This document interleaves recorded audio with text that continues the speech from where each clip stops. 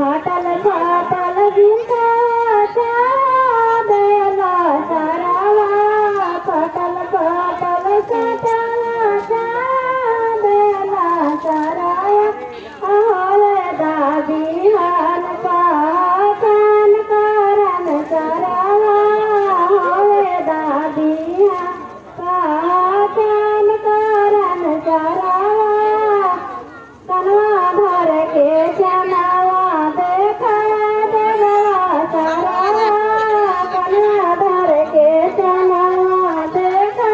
देवा सारावा आहा धर के अगन से भागा देवा सारावा आहा धर के अगन से भागा देवा सारावा दाव नगर के खिचड़ी खिया देवा सारावा दाव नगर के खिचड़ी खिया देवा सारावा